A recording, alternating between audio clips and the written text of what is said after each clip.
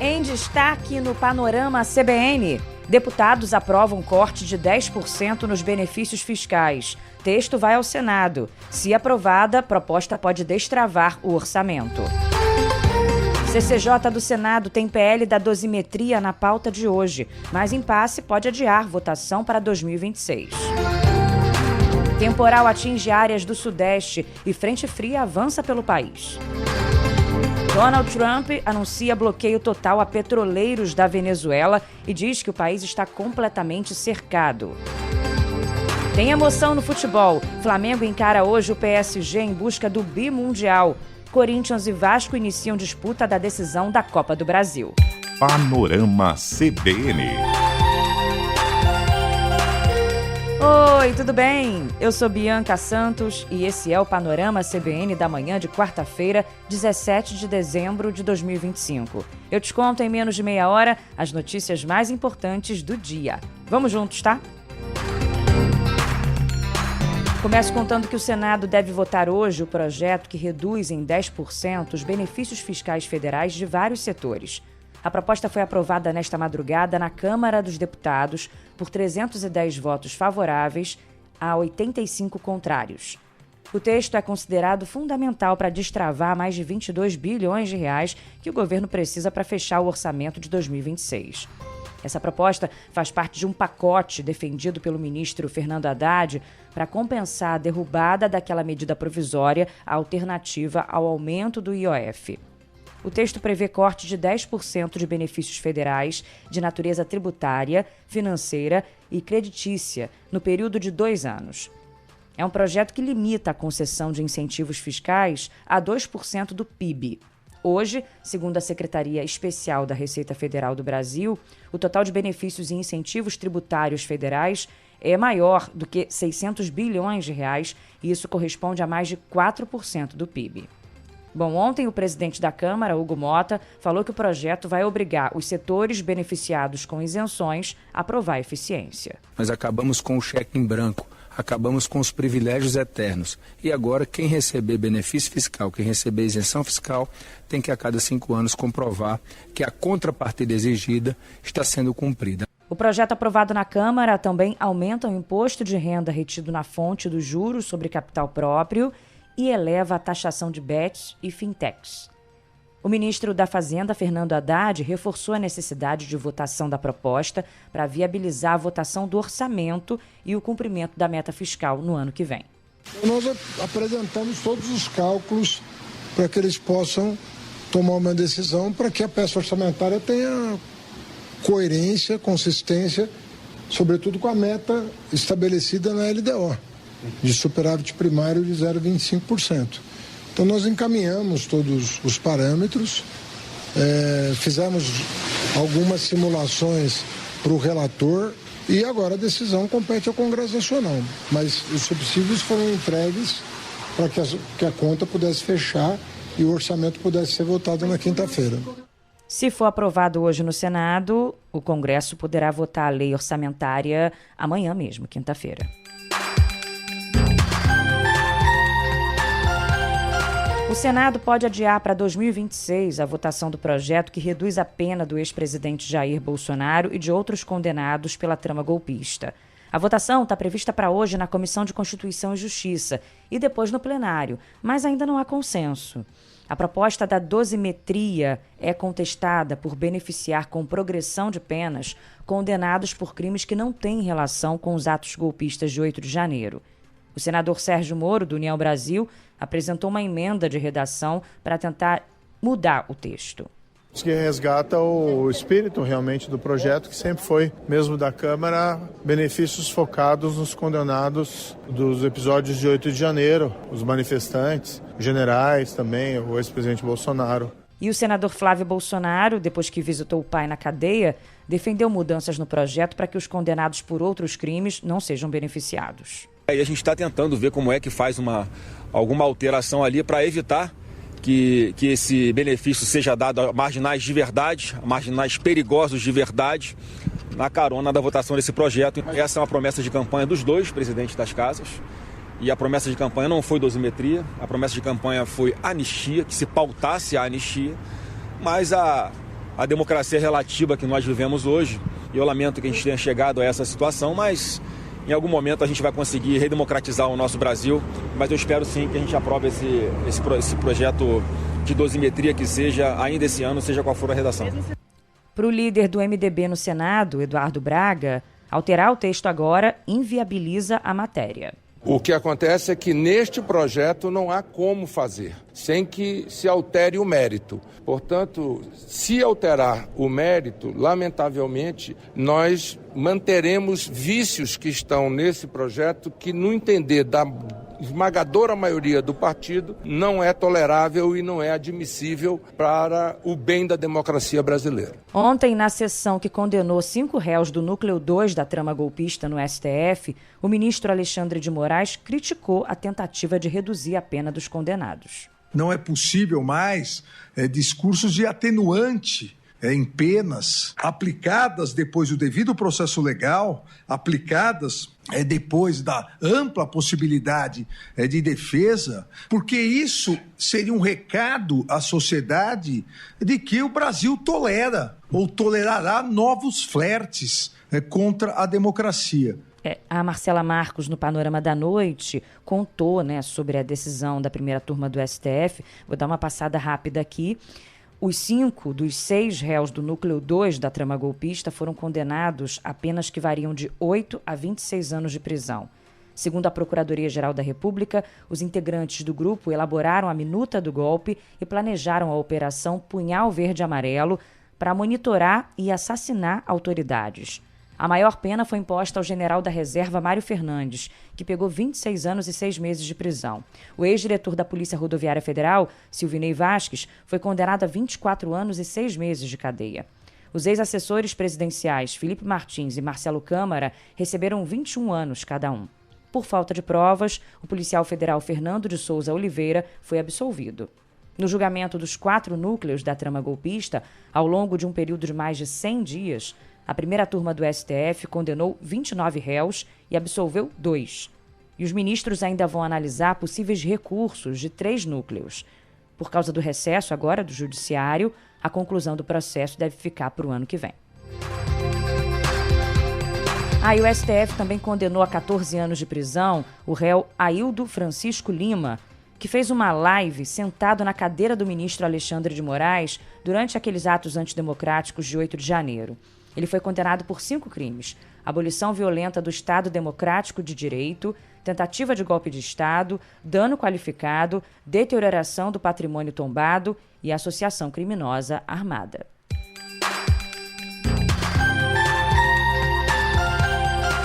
Hoje, a Câmara dos Deputados pode votar a cassação do deputado Alexandre Ramagem.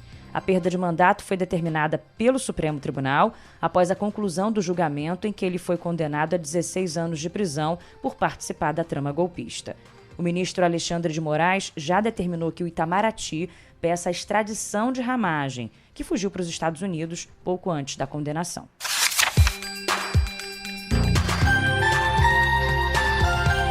No Rio de Janeiro, o desembargador federal Macário Ramos Júdice Neto, que é do Tribunal Regional Federal da 2ª Região e foi preso ontem pela PF, vai ficar custodiado em uma sala adaptada, equipada com cama, televisão, refrigerador e ventilador, numa cadeia pública na cidade de Niterói.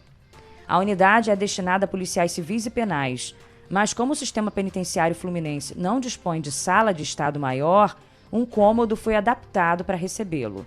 Os agentes federais cumpriram ontem o mandado de prisão contra o magistrado num condomínio de luxo na Barra da Tijuca, na zona sudoeste da capital fluminense. Júdice Neto foi levado à sede da Superintendência da Polícia Federal para prestar depoimento. Na decisão que decretou a prisão, o ministro Alexandre de Moraes disse que há indícios suficientes de autoria por parte de Júdice Neto na prática de 5 crimes: organização criminosa armada com participação de agente público, obstrução de investigação, violação de sigilo funcional, fraude processual e favorecimento pessoal e real. O que aconteceu? O que originou essa prisão? O Moraes destacou que foi uma prisão necessária para garantir a ordem pública, diante da gravidade concreta dos fatos e da infiltração do crime organizado em instituições estatais. O desembargador foi o responsável por decretar a prisão do ex-deputado estadual Tiago Raimundo dos Santos Silva, que é conhecido como TH Joias, no Rio. Ele é acusado de tráfico de drogas, corrupção, lavagem de dinheiro e negociação de armas para o Comando Vermelho. E aí a Polícia Federal apurou que um outro deputado estadual, Rodrigo Bacelar, que foi presidente da Alerj, conversou com o TH Joias sobre o mandado de prisão que seria cumprido contra ele na véspera da operação. Segundo a decisão de Moraes, onde é que entra o desembargador? O Bacelar estaria numa churrascaria acompanhado desse desembargador, Júdice Neto, justamente o magistrado que decretou a prisão de TH Joias. E no momento em que Bacelar ligou para TH para avisar sobre a operação. Olha que absurdo. Esse seria só um dos indícios, né, do envolvimento desse desembargador com coisas erradas, no mínimo.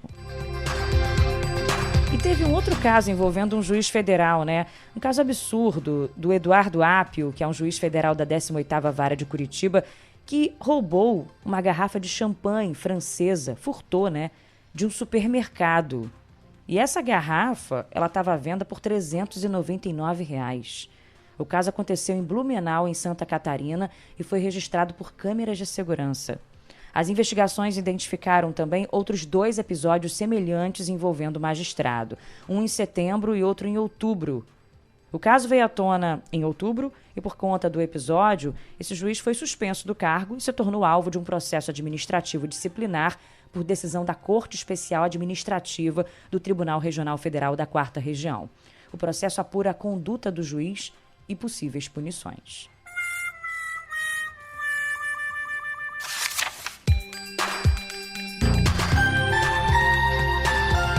Vamos falar agora sobre chuva. Uma frente fria que avança pelo país deve causar chuvas intensas em ao menos 13 estados e no Distrito Federal hoje. O sistema, que já traz temporais para o Sudeste, vai canalizar a umidade da Amazônia. Com isso, há a formação de um corredor de instabilidade que se estende do norte e leva a chuva até parte do centro-oeste, especialmente para os estados de Mato Grosso do Sul e Mato Grosso. Já choveu bastante em São Paulo, chove também no Rio de Janeiro, pelo menos no momento em que eu gravava estava chovendo, e com impactos em aeroportos. O aeroporto de Congonhas, em São Paulo, amanheceu superlotado. Passageiros de 4 voos da Latam que foram cancelados ontem à noite passaram a noite no saguão. Houve cancelamentos de partidas para destinos como Fortaleza e Brasília, por exemplo. As operações foram retomadas às 6 da manhã e aí não havia nenhum voo cancelado. A Latam informou que estava apurando o ocorrido. E a gente vai continuar de olho, né, nesses impactos nos aeroportos do Rio e de São Paulo, principalmente, onde a chuva pode ficar mais forte ao longo do dia de hoje. E tem ainda a preocupação com falta de luz. A Agência Nacional de Energia Elétrica vai analisar o pedido do governo federal para o rompimento do contrato da Enel em São Paulo. O ministro de Minas e Energia atendeu a uma reivindicação do governador Tarcísio de Freitas e do prefeito Ricardo Nunes e vai entrar com o processo de caducidade do contrato da concessionária. A decisão foi tomada durante uma reunião do ministro com o governador e o prefeito de São Paulo, uma semana depois do apagão que deixou mais de 2 milhões de paulistas sem luz. E ainda tem gente sem luz até agora. Na prática, caberá à ANEEL avaliar se houve falhas suficientes na prestação de serviço para avançar com um eventual processo de rescisão. O ministro Alexandre Silveira não detalhou quando essa análise será formalmente iniciada, mas criticou a atuação da Enel em São Paulo diante dos constantes e longos apagões. Nós estamos completamente unidos, governo federal, governo do estado e o governo do município de São Paulo, para que a gente inicie um processo rigoroso, regulatório, e esperamos que a ANEEL possa dar a resposta o mais rápido possível ao povo de São Paulo, implementando e iniciando um processo de caducidade. A Enel perdeu, inclusive do ponto de vista reputacional, as condições para continuar à frente do serviço de concessão em São Paulo. Bom, a empresa é responsável pela distribuição de energia na capital e em mais 23 municípios da região metropolitana de São Paulo desde 2018, depois do processo de privatização. A decisão final sobre o encerramento do contrato vai ser, então, do Ministério de Minas e Energia e do presidente Lula. Hoje, faz uma semana da ventania que provocou o apagão e ainda há mais de 50 mil imóveis sem luz, eu vi aqui direitinho. E, com esse novo temporal, né, fica todo mundo bastante preocupado.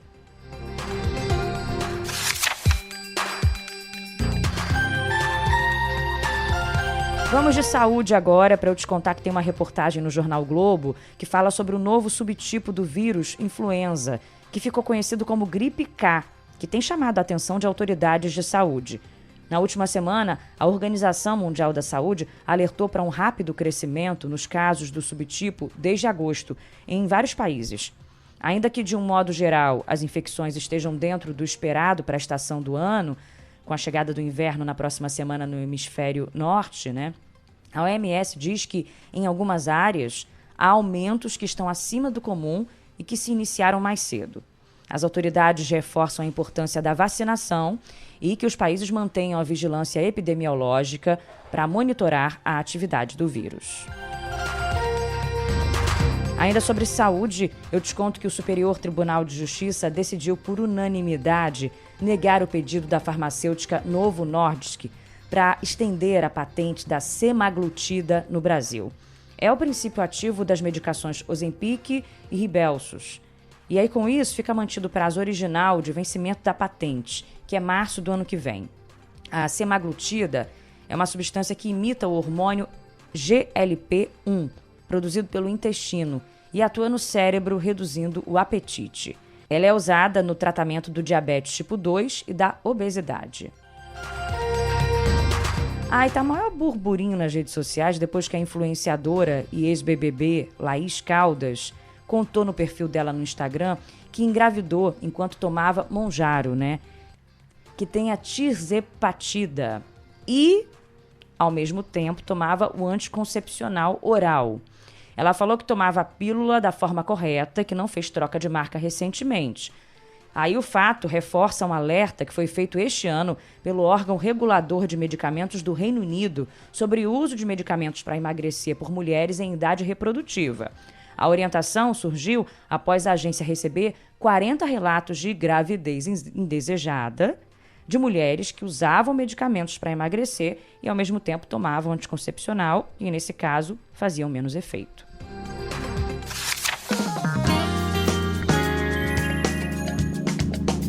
Economia rapidinho. O ministro da Fazenda, Fernando Haddad, disse que os Correios apresentaram a proposta de empréstimo e do plano de reestruturação da estatal.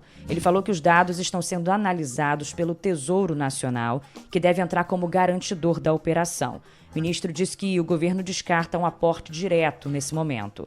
Lembrando que a estatal negocia um empréstimo de 12 bilhões de reais, né?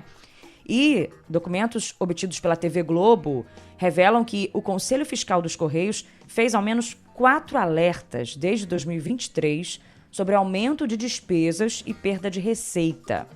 E isso revela a preocupação de conselheiros sobre a dívida, né? Até setembro, a empresa registrou um déficit de 6 bilhões de reais e a projeção é fechar 2025 com um rombo de 10 bilhões. Atenção para os concurseiros. Terminam hoje as inscrições para o novo concurso do IBGE. O processo seletivo disponibiliza mais de 9 mil vagas temporárias de nível médio aqui no Brasil.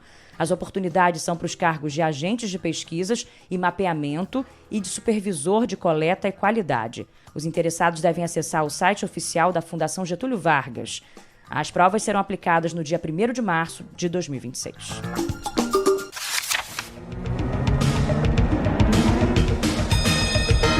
Destaque internacional: o presidente dos Estados Unidos, Donald Trump, anunciou o bloqueio total de petroleiros da Venezuela e falou que o país está completamente cercado pela maior frota já reunida na história da América do Sul.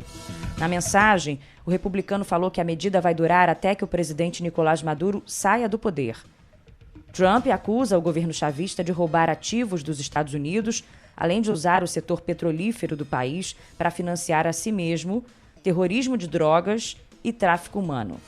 O presidente dos Estados Unidos avisou que o contingente militar americano no Caribe só vai aumentar até que a Venezuela devolva aos Estados Unidos todo o petróleo, terras e outros ativos que teria roubado.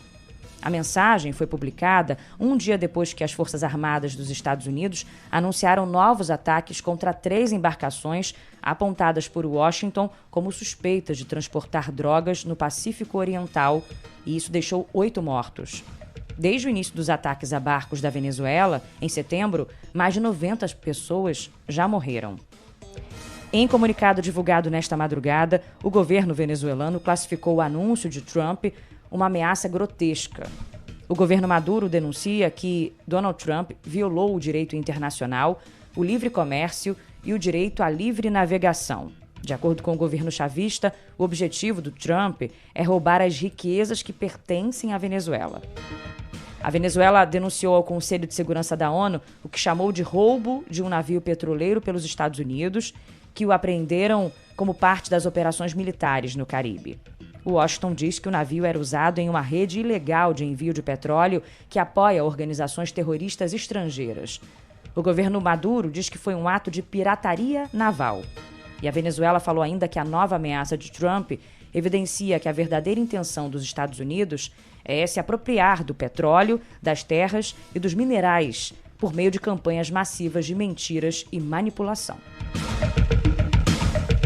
O perfil do presidente argentino Javier Milei no Instagram foi alvo de uma série de comentários de brasileiros depois que o presidente compartilhou um post que retrata o Brasil composto por favelas, enquanto mostra a Argentina como um país futurista. Nos comentários, brasileiros criticaram a publicação e ironizaram também.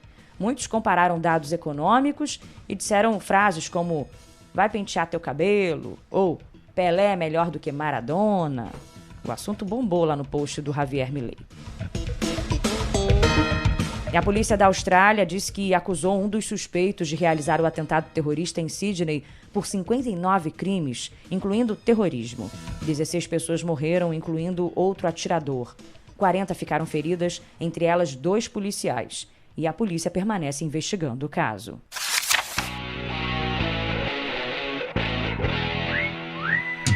No futebol, a quarta é de emoção. Flamengo e PSG disputam hoje o título da Copa Intercontinental da FIFA. O jogo começa às 14h, hora de Brasília, em Doha, no Catar. O campeão da Libertadores e do Campeonato Brasileiro busca o segundo título mundial. O primeiro foi em 1981, contra o Liverpool. Os atuais campeões da Champions League tentam o título inédito e chegam após 3 vitórias, 1 empate e 1 derrota nas últimas partidas. E o atacante Dembélé do PSG foi eleito ontem o melhor jogador do mundo pela FIFA. Além dele, o espanhol Luis Henrique, técnico do time francês, venceu na categoria de treinador. A espanhola Aitana Bonmatí, do Barcelona, ganhou pela 3ª vez seguida o troféu de melhor jogadora. E a técnica holandesa Sarina Wiegman, da seleção inglesa, levou pela 5ª vez a categoria de treinadora do futebol feminino. Tem mais emoção? Corinthians e Vasco fazem a primeira partida das finais da Copa do Brasil. O jogo na Neoquímica Arena começa às 9h30 da noite. E a partida decisiva vai ser no domingo, às 6 da tarde, no Maracanã. Bola na trave, não altera o placar. Bola na área, sem ninguém pra cabecear. Bola na rede pra fazer um gol. Quem não sonhou em ser um jogador de futebol? Ao som de Skank, vamos encerrando assim o Panorama CBN da manhã de hoje. Eu, nosso DJ Laerte Afonso, nosso editor Edmilson Fernandes. Obrigada pela companhia. Não se esqueça do Panorama CBN da noite. E amanhã a gente está de volta. Tchau.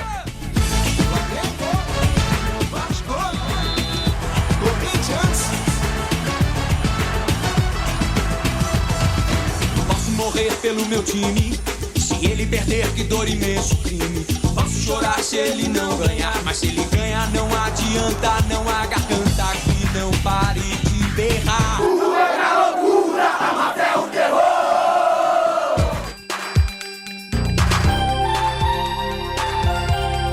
Panorama CBN. As principais notícias do dia em menos de meia hora.